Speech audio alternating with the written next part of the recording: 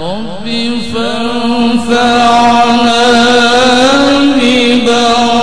ببركتهم واهدنا الحسنى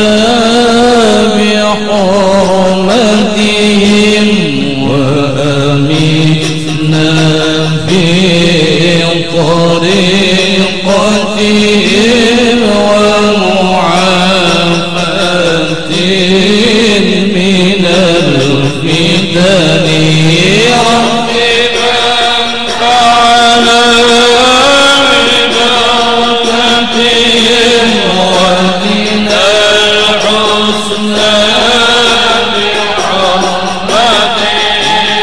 وآمنا في طريقتهم ومعافاتهم من الفتن فهم القوم الذين هدوا وبفضل الله قد سعدوا ولغير الله ما قصدوا ومع القرآن في قرني رب فانفعنا ببركتهم واهدنا الحسنى بحرمتهم وآمنا في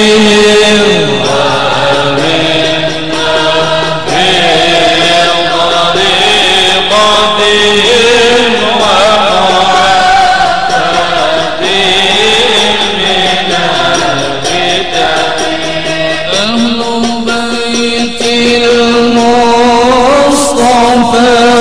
طهورهم أمان الأرض فالذكرين شبهوا بالأنجم الزهر مثل ما قد جاء في السنن رب فانفعنا ببركتهم واهدنا الحسنى بحرمتهم وآمنا في طريقتهم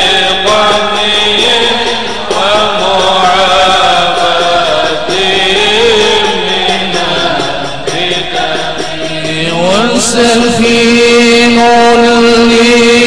للنجاة إذا كنت من طوفان كل أذى فارجو فيها ما تكون كذا واعتصم بالله واستعن رب فانفعنا ببركتهم واهدنا الحسنى بحرمتهم وآمنا في طريقتهم ومعافاتهم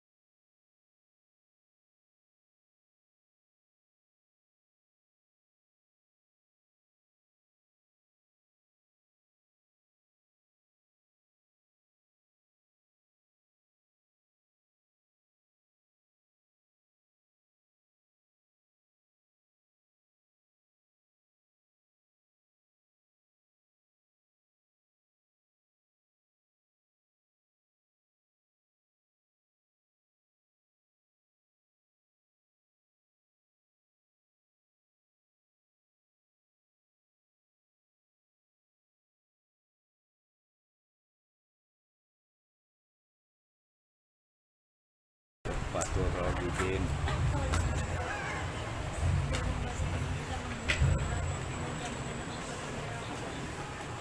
الفاتحة. أعوذ بالله من الشيطان الرجيم. بسم الله الرحمن الرحيم. الحمد لله رب العالمين الرحمن الرحيم مالك يوم الدين.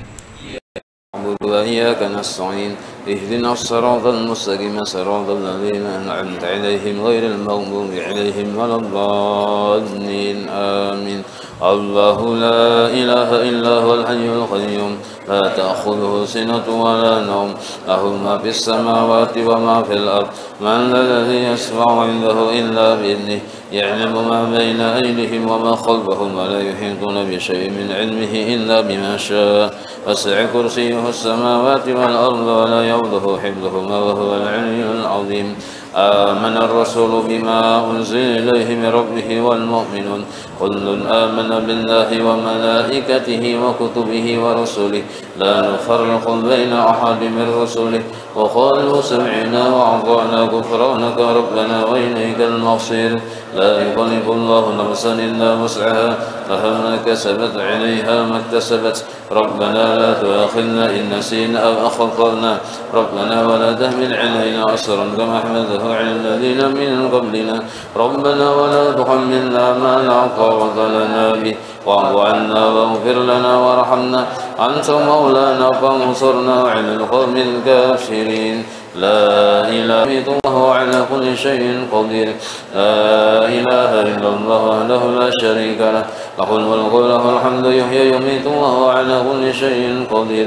لا إله إلا الله وحده لا شريك له له الملك وله الحمد يحيي ويميت وهو على كل شيء قدير. سبحان الله والحمد لله ولا إله إلا الله والله أكبر. سبحان الله والحمد لله ولا إله إلا الله والله أكبر. سبحان الله والحمد لله ولا إله إلا الله والله أكبر. سبحان الله بحمده سبحان الله العظيم. سبحان الله بحمده سبحان الله العظيم. سبحان الله بحمده سبحان الله العظيم. ربنا اغفر لنا وتب علينا إنك أنت التواب الرحيم. ربنا اغفر لنا وتب علينا إنك أنت التواب الرحيم. ربنا اغفر لنا وتب علينا إنك أنت التواب الرحيم. اللهم صل على سيدنا محمد. اللهم صل عليه وسلم. اللهم صل على سيدنا محمد. اللهم صل عليه وسلم. اللهم صل على سيدنا محمد. اللهم صل عليه وسلم. أعوذ بكلمات الله التامات من شر ما خلق. أعوذ بكلمات الله التامات من شر ما خلق. أعوذ بكلمات الله التامات من شر ما خلق. بسم الله الذي لا يضر مع اسمه شيء في الأرض ولا في السماء وهو السميع العليم. بسم الله الذي لا يضر مع اسمه شيء في الأرض ولا في السماء وهو السميع العليم. بسم الله الذي لا يضر مع اسمه شيء في الأرض ولا في السماء وهو السميع العليم. رضينا بالله ربا وبالإسلام دينا وبمحمد نبيا ورسولا.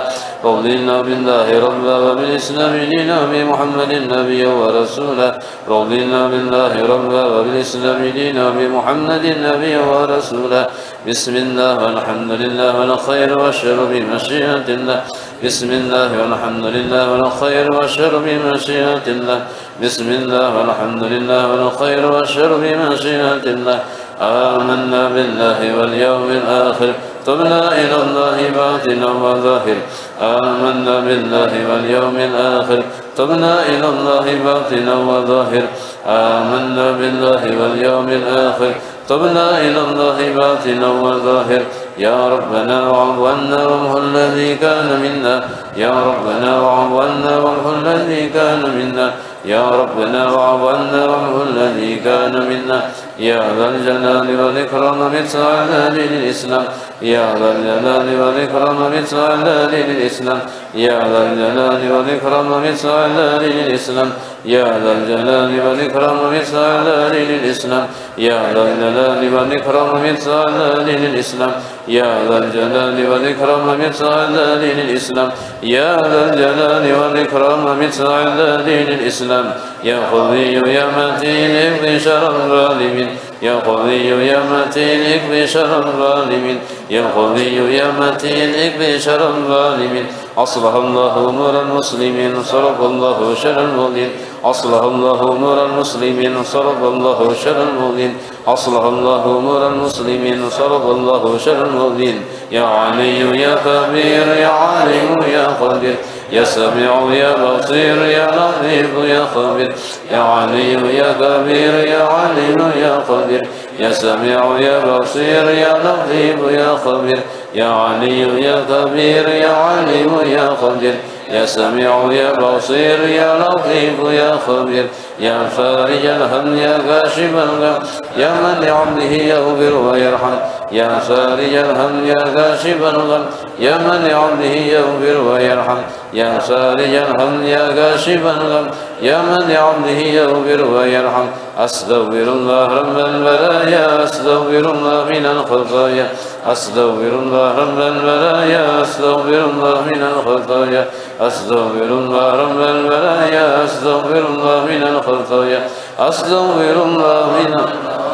أستغفر الله من الخطايا لا إله إلا الله لا إله إلا الله لا إله إلا الله لا إله إلا الله لا إله إلا الله لا إله إلا الله لا إله إلا الله لا إله إلا الله لا إله إلا الله لا إله إلا الله محمد رسول الله صلى الله عليه وآله وسلم وشرف وكرم ومجد وعظم ورضي الله عن أهل بيته الطيبين الطاهرين وأصحابه الأكرمين وأزواجه الطاهرات أمهات المؤمنين وتابعين لهم بإحسان إلى يوم الدين وعنا معهم وبهم برحمتك يا أرحم الراحمين بسم الله الرحمن الرحيم قل هو الله أحد الله الصمد لم يلد ولم يولد ولم يكن له كفوا أحد بسم الله الرحمن الرحيم قل هو الله أحد الله الصمد لم يلد ولم يولد ولم يكن له كفوا أحد بسم الله الرحمن الرحيم قل هو الله أحد الله الصمد لم يلد ولم يولد ولم يكن له كفوا أحد بسم الله الرحمن الرحيم قل أعوذ برب الفلق من شر ما خلق ومن شر غاسق إذا وقب ومن شر النفاثات في العقد ومن شر حاسد إذا حسد بسم الله الرحمن الرحيم قل أعوذ برب الناس مالك الناس إله الناس من شر الوسواس الخناس الذي يوسوس في صدور الناس من الجنة والناس إلى روح سيدنا وحبيبنا شفيعنا رسولنا محمد بن عبد الله صلى الله عليه وسلم وآله وصحبه وأزواجه وذريته وأهل بيته وإلى روح سيدنا المهاجر إلا الله أحمد بن عيسى وإلى روح سيدنا الصادق الأعظم الفقيه المقدم محمد بن علي بعلوي وجميع ساداتنا آل بعلوي ووصولهم وأبرائهم وإلى أرواح ساداتنا الصوفية أينما كانوا هالت أرواحهم من مشارق الأرض ومغاربها وخصوصا إلى روح سيدنا صاحب الراتب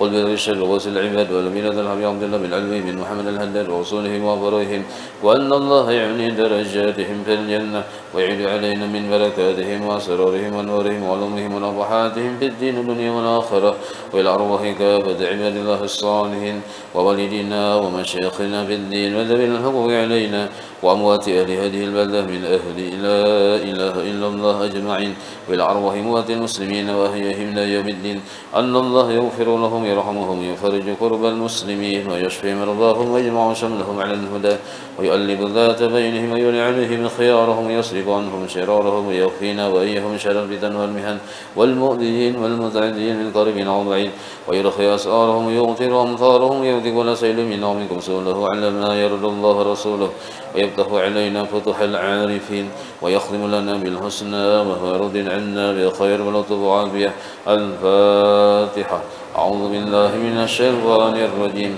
بسم الله الرحمن الرحيم الحمد لله رب العالمين الرحمن الرحيم مالك يوم الدين إياك نعبد وإياك نستعين اهدنا الصراط المستقيم صراط الذين أنعمت عليهم غير المغضوب عليهم ولا الضالين آمين اللهم إنا نسألك رضاك والجنة ونعوذ بك من سخطك والنار اللهم إنا نسألك رضاك والجنة ونعوذ بك من سخطك والنار اللهم إنا نسألك رضاك والجنة ونعوذ بك من سخطك والنار يا عالم السر منا لا تهتك الستر عنا وعافنا واعف عنا وكلنا حيث كنا يا عالم السر منا لا تهتك الستر عنا وعافنا واعف عنا وكلنا حيث كنا يا عالم السر منا لا تهتك الستر عنا وعافنا واعف عنا وكلنا حيث كنا جزا الله عنا سيدنا محمد صلى الله عليه وآله وسلم خيرا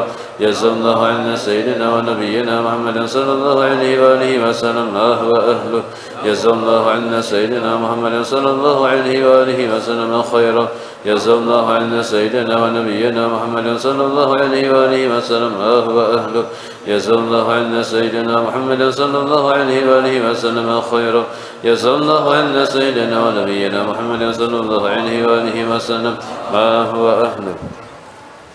بسم الله الرحمن الرحيم.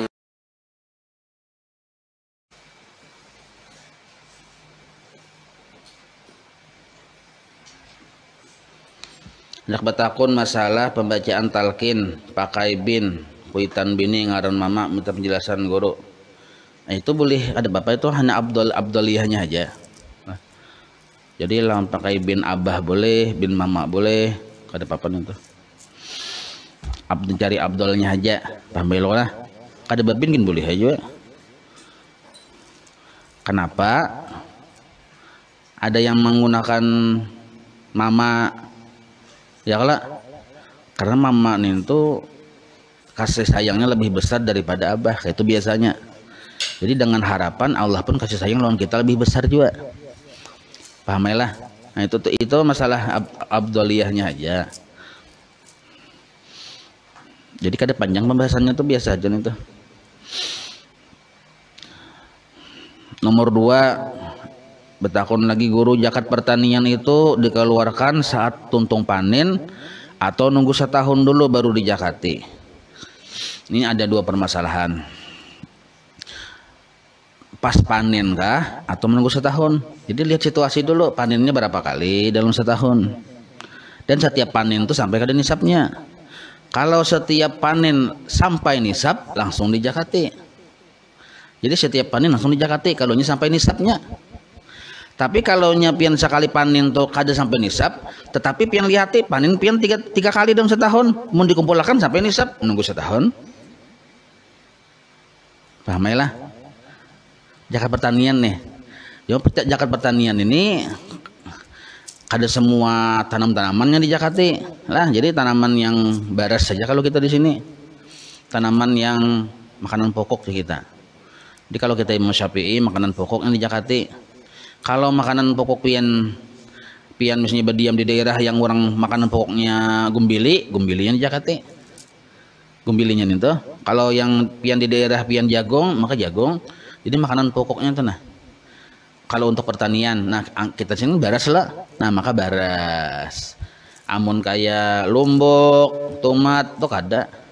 Itu kena hasilnya aja kena masuk ke tabungan zakat harta kena itu masuknya di situ. Kada masuk zakat pertanian. Jadi kalau zakat pertanian ini bahuma kita bahuma padi benih. Nah, tapi pertanyaannya apakah tiap panen apabila memenuhi sampai nisab tiap panen? Tapi kalau kada memenuhi nisab, lihat keadaan dulu, lihat keadaan. Kalau panennya 3 kali, mau di total ya sampai nisab juga, berarti setahun dong tah. Nah setahun tonggo, hanya bayar, hanya berzakat. Tapi walaupun pian 5 kali dalam setahun, tapi di total kada sampai nisab juga, kada wajib berzakat juga. Nah jadi tergantung sampai kada nisabnya. Jadi secara umum bila sekali panen dan sampai nisab wajib zakat. Itu tuh pemahamannya. Cuma jangan sampai aku aja sekali panen nisab udah sampai kada berzakat. Ternyata dia setahunnya 3 kali. Di total sebenarnya sudah sampai nisab. Nah, maka wajib berzakat setahun itu. Jelas saya lah. Nah, itu. Sedangkan sampai nisabnya itu kalau nyabani 5 wasok Lima wasak tuh bahasa fikihnya, bahasa kitabnya lima wasak, bahasa orang Bahari. Nah, oleh para ulama diterjemahkan ke kita bakilo. Nah, menerjemahkan ke bahasa kilo ini berbeda pendapat para ulama. Ada sama, ada yang sampai 5 wasak tuh ada yang lebih 500 kilo, ada yang memedahkan lebih 600 kilo, ada yang memedahkan lebih 700 kilo, ada yang memedahkan lebih 800 kilo baras. Jadi kita ambil tengah-tengah aja 700 kilo.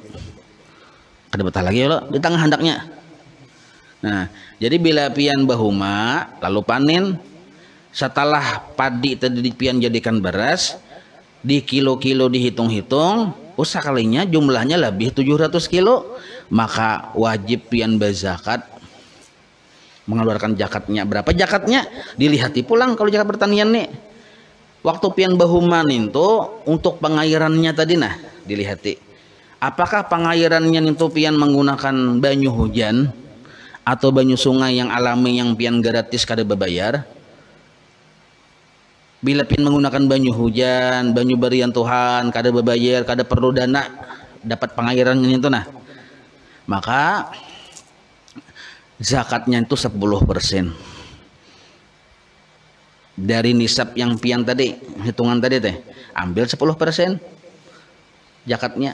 Dari yang misalnya pian kulihan apa bahuma, sekalinya kulihan 800 kilo beras, 800 kilo beras, berarti kan lebih sudah 500 kilo ya. Kalau pendapat ada yang pendapat 500, ada 600, ada 700, pian 800, berarti sampai nisab naranya. Berapa pian keluarkan? Lihat pian waktu bahuma tadi, banyunya pian mengairi pahumaan tuh nah, datang di mana? Mumpian gratis karena datang dari Allah Ta'ala, hujan, banyu sungai ya lah, kada berbayar, maka 10% zakatnya. Tapi kalau pian mendapati banyu untuk menukar juga, karena di situ memang kada ada hujan, mau umpati pengairan di irigasi yang itu berbayar misalnya, maka 5% aja pian zakatnya. Nah, gitu aja. Anunya caranya tuh. Bila upah mangkut banyunya memang kada berbayar, cuma upah mangkut banyu. Orang mangkutakan banyu berbayar pian. Maka mau kada diupah kada ada yang mangkutnya. Mau kada mau kan sama hitungnya kayak menukar banyu juga hitungannya itu. Maka zakatnya tadi hanya 5% dari kulihan pian yang 800 kilo tadi. Itu munnya sudah pian jadikan baras. Tapi kalau pian kulir menjadikan baras, hendak membagi padinya aja hanya, maka hitungannya bukan 700 kilo, lebih seton, 1000 kilo lebih. Amunnya berupa padi ya kalau. Nah, karena bila sudah pian jual misalnya pulang banihnya tadi, tapi tahu sudah pian hitungannya saini, pian julung duitnya aja itu beli aja nih tuh. Tapi sudah pian tahu hitungannya di total sudah duitnya. Oh, misalnya 10% dari hasil panenku selama sebanyak 800 kilo ini, 10%-nya saini duit anunya barasnya. Lalu barasnya pian jual, ternyata duitnya saini, duitnya itu pian julung lawan orang itu tuh boleh aja. Kalau orangnya nih tuh hendak duit, paham lah pian? Kalau orangnya itu ujarnya kayak ini nah, ujar yang tukang, yang ujar yang berhak menerima zakat nih, pian kau ini berzakat kah aja? Ya, ulun dapat teh, ulun duitnya aja lah aja. Nah kan dapat dulu duitnya aja lah. Nah berarti boleh aja gitu kita jual, kita julung duitnya, paham lah. Tapi kalau yang menerima, ya berhak menerima zakatnya hendak baras, nah baras dijulung. Memang asalnya baras yang dijulung, kan itu zakat pertanian.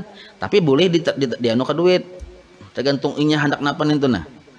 Nah itu. Atau julung barasnya ya bisa menjual ya lah. Nah bisa julung kayak itu. Cuma kalau kopinainya menjual murah, ada tahu di pasaran, ada tahu di anunya. Kita kan orang tuan baras tahu harga. Nah itu maksudnya, jadi kan kau menjual yang kayak pasaran. Jelas saya itulah masalah zakat pertanian nih. Yang ketiga, apa hukumnya mengambil atau memakai barang yang lain hak seorang? Apa hukumnya mengambil atau memakai barang yang lain hak seorang, tapi menurut orang lain kada berharga lagi atau sudah apkir? Bolehkah kita memakai tanpa izin nang ampunnya? Kada boleh. Biar apkir kah ngaran orang tapi kada boleh. tapi tetap kita minta izin. Tapi pang, mun seandainya kita tahu bahwa seandainya sidin kita tahu nih bahwa perhatian sidin yang ampun barang nih, mengizinakan aja, kita tahu aja sudah. Nah itu ada apa-apa. Tapi itu kan sangka-sangka aja nya. Ya kalau sangka baik pianang kita belum tentu itu. Aku sangka baik aja sih pasti nyata mengizinakan ya. Perasaan kita nyata belum tentu juga. Jadi biar akhir apakah menurut orang tetap baik kita minta izin. Nah. Nah itulah contohnya memetik buah nang sudah kada diputiki orang nah ampunnya atau dibiarkan terbengkalai apa hukumnya kayak itu guru entah sarah orangnya orang biarkan apakah nah kada usah diambil kita kecuali orang tuh berucap yang masalah buah ini nih ujar orang tadi nah inilah siapa aja hendak putik-putik ya mun berucap kita apalagi tulisan di pohonnya umum halal siapa aja memutik boleh tapi hati-hati di penyangat di misalnya boleh aja kan bapak itu kalau apalagi sudah bocap kayak itu siapa hendak ambil aja lah aja tahu kita orang pernah bocap begitu itu kan bapak itu ada masalah kalau urusan buah itu cuma secara hukum asal kayak apapun ada bermanfaatnya tapi pun orang jangan dimanfaatkan nah itu tuh bagaimana yang keempat bagaimana hukumnya amil menjual baras fitrah yang belum dibagi amil menjual baras fitrah yang belum dibagi. Nah, amil ini posisinya menerima dan menyalurkan.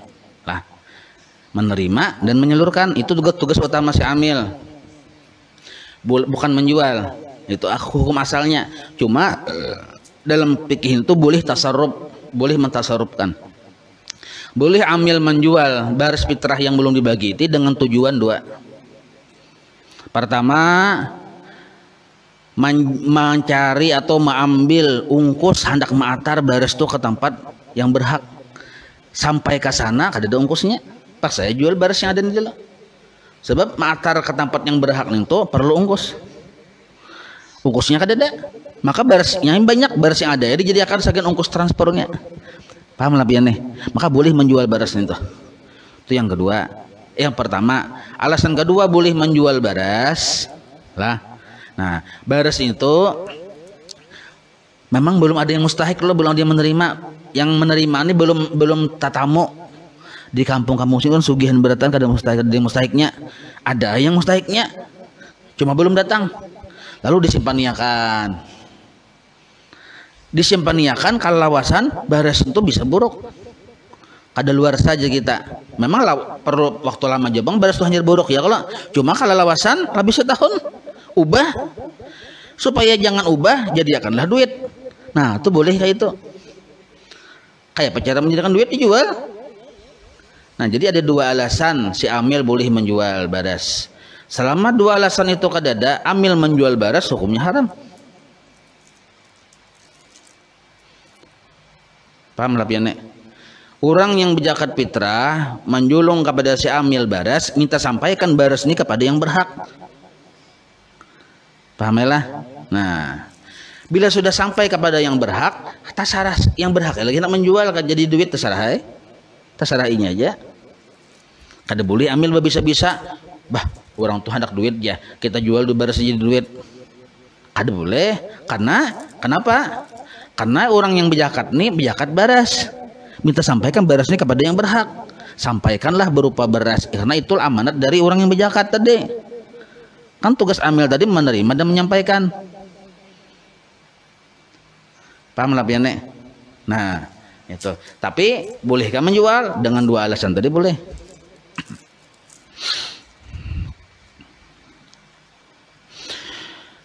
Pertanyaan berikutnya kayak apa hukumnya memakai imamah surban tapi kada berijazah dan belajar memasangnya lewat YouTube?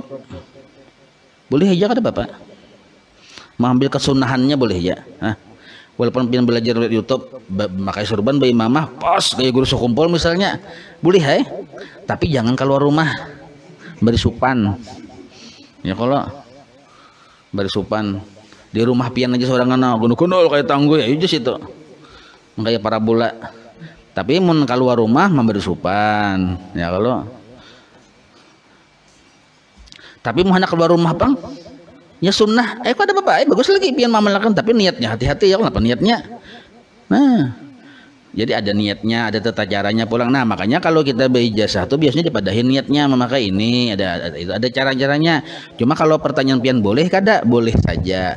Dapat kada pahala? Insya Allah dapat pahala juga. Pahala aja insya Allah bila niat pian bujur gitu, nah dapat pahala juga. Jadi bolehkah? Boleh. Nah. Yang kelima, assalamualaikum guru, benarkah salat kita itu benarkah salat kita ini guru harus disaksikan, diijazahkan? Kalau tidak amal kita tidak diterima Allah. Tolong penjelasannya. Bukan diijazahkan sembahyang itu, tapi dipelajari. Itu hukumnya wajib. Jadi mempelajari tata cara sembahyang tuh, rukun-rukunnya, syarat-syaratnya hukumnya wajib. Dan yang melajari itu guru. Guru melajari hukumnya menyaksikan.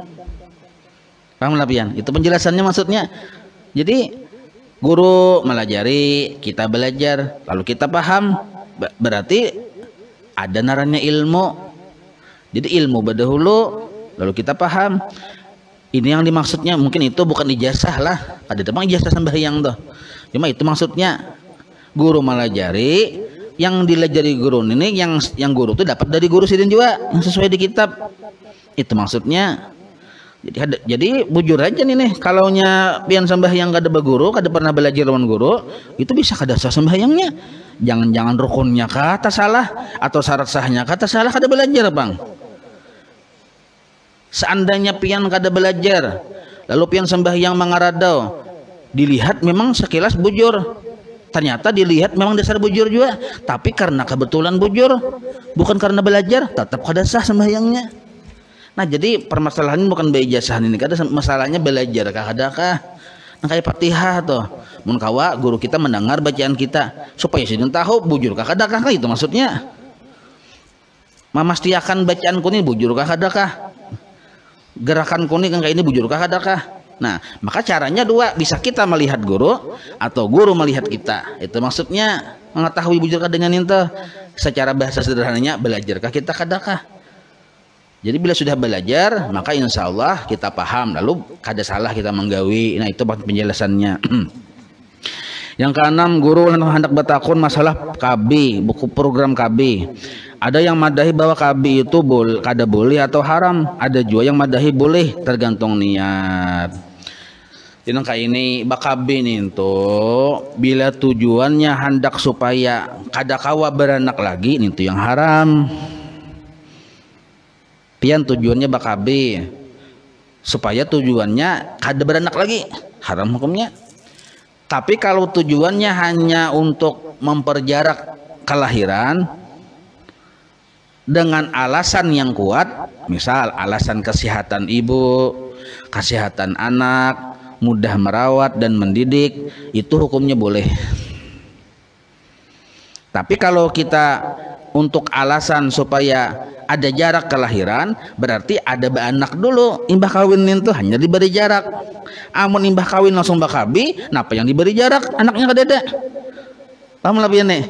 Jadi kawin, bagubal hamil, anak, nah hanya diberi jarak, hanya bakabi. Amun yang hanya berkawin sudah bakabi, itu sudah niatnya aja sudah ada pas lawan memberi jarak, kadada jarak. Nah, napa yang dijarak ya Allah? Paham lebih nih. Jadi anak dulu hanya diberi jarak dari anak pertama yang kedua. Tapi niatnya hati-hati, niatnya untuk kesehatan ibu, kesehatan anak, mudah memelihara, itu aja, mudah mendidik. Kalau niatnya kita bakabi anak saikong, lalu ujar yang abah kita bakabi aja. Jadi oma napa garang ujar yang bini. Masalahnya aku takutan kalau hukumnya kada kawa memberi makani, nah itu haram hukumnya kalau kayak itu. Kalau niatnya kayak itu. Kalau kita bakabi niatnya kadawani, takutan kadawani memberi makan, kada sanggup memberi makan, itu hukumnya haram. Karena yang memberi makan kita ini Allah, lain abah, lain mama, secara hakikat ada boleh. Jadi bakabi hati-hati jo niatnya, jangan sampai alasannya gara-gara kalau kopina takutan kada sanggup memberi makan, itu hukumnya haram kalau niatnya kayak itu. Jadi niat yang bujur itu bakabi adalah anak dulu seikong. Lalu kita bakabi memberi jarak dari anak pertama kedua, supaya apa? Supaya mudah memelihara dari sisi kesehatan ibu dan anak, dan mudah mendidik pulang. Itu aja, pahamailah.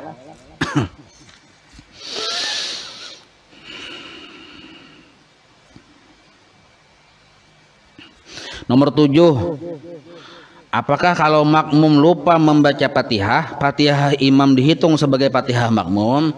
Imam Syafi'i mazhab kita, apabila kita kada ingat membaca Fatihah, makmum nih kada ingat membaca Fatihah, imam ruku, apakah kita mengarasi membaca Fatihah? Jangan, tetap kita 4 ruku. 4 ruku kan Bapak. Nah, karena bila sudah imam salam, Assalamualaikum warahmatullahi wabarakatuh, kita berdiri biasa menambah rakaat. Kenapa? Kita tadi kada Fatihah berarti hilang rakaat. Jadi caranya nambah rakaat seperti dihukumi masbuk walaupun kita muafik. Walaupun kita bersamaan dengan imam kada masbuk, tetapi dihukumi kada dapat rakaat. Itu aja. Kada ingat pulang 2 rakaat, kada ingat nambah 2 rakaat. Jadi simpel aja. Jelas saya itulah. Itu caranya. Kada kawa imam menanggung sabarataan Fatihah itu. Mungkin kita karasi batal sembahyang kita.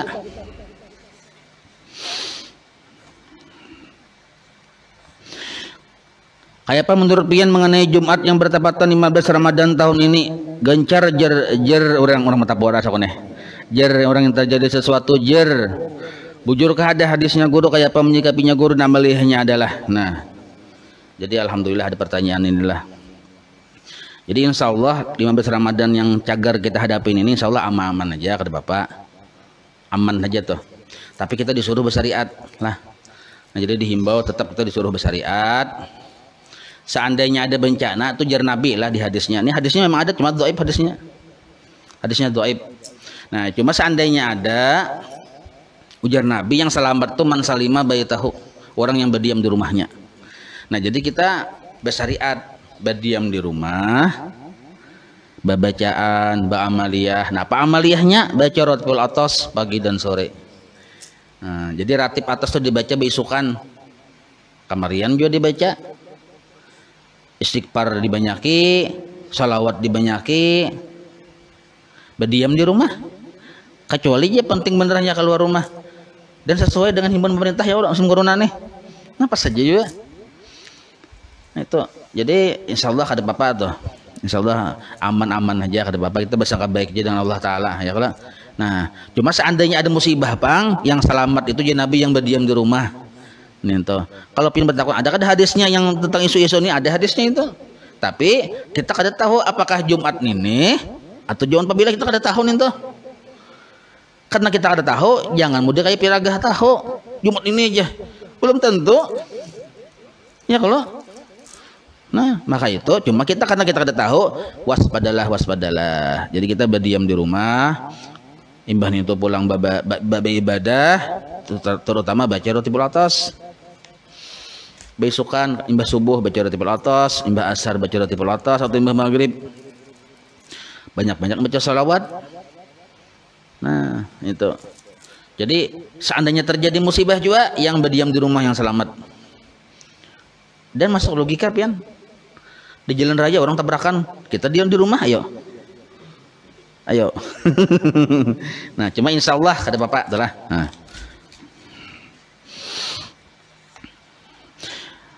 Yang ke-8, mau bertanya masalah utang piutang. Si A mahutangi si B. Si A mahutangi si B. Dan si A tidak mengikhlaskan karena si B tidak mau bayar hutang. Yang ulun tanyakan guru, apakah si A ini akan terhalang juga untuk masuk surga? Nyata ya terhalang, karena berurusan dulu. Bukan karena terhalang apa-apa, berurusan. Lalu terlambati. Sebab kada diterima pengaduan kecuali ada yang mengadu. Lalu berurusan, karena berurusan lalu lambat tapi dia masuk surga. Jadi mau hendak lakas, ikhlaskan aja. Berapa hutangnya 790 triliun, ikhlaskan ada apa-apa. Amun hutangnya misalnya 5.000, sedikit doang itu. Nah, nyaman aja kita mengikhlaskan ya Allah. Yang banyak tuh yang ngalih, tapi ganal jual luar biasa pahalanya pian. Mengikhlaskan yang banyak nih tuh. Nah, jadi ditagih aja begimitan. Bila kada menagih juga, kada apa-apa Nah, cuma kita hendak menyelamatkan hati kita, moga-moga kada kau ditagih juga ya kalau.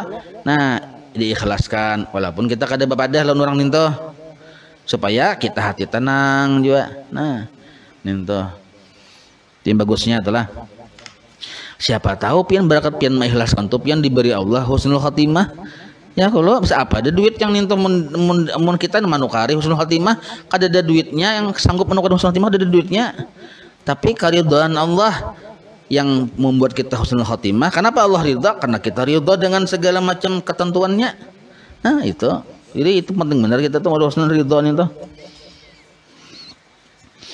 Nah, jadi pertanyaan pian tuh apakah terhalang? Bukan karena terhalang dosa, tapi karena pian berurusan lu lambat.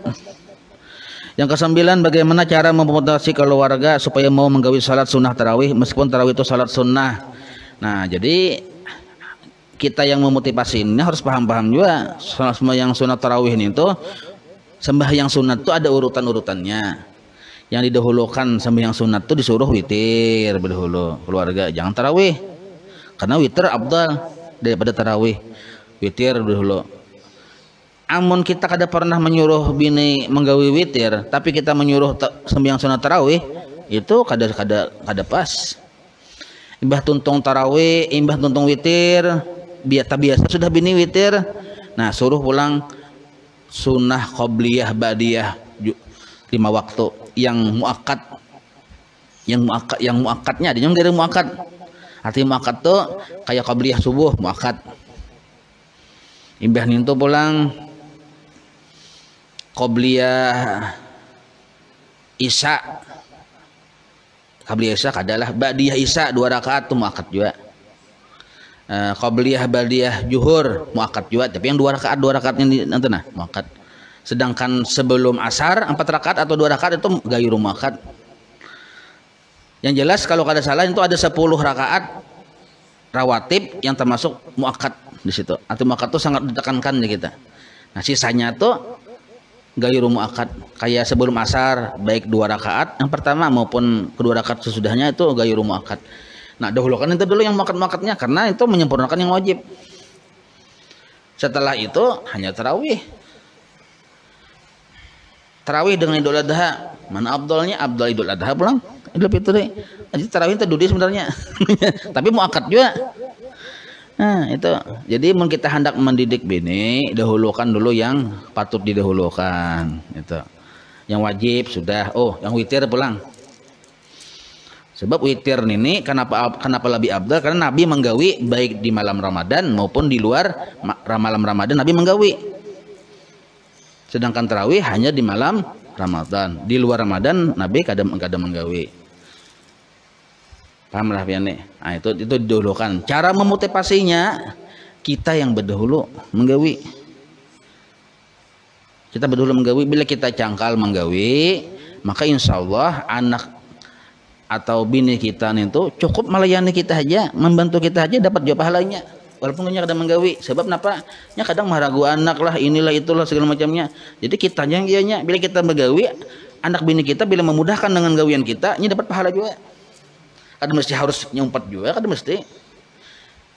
Oh, kita haus paham nyulahkan kopi supaya kita kencang segala-galanya. Nah, dapat juga pahala sidin. Bini kita kayak itu. Kada mesti harus sama kayak kita yang menyata kita dulu. Jelas itulah. Nah, wallahu alam. Ya Rabbi bil Mustafa balligh maqasidana waghfir lana ma madha ya wasi'al karam.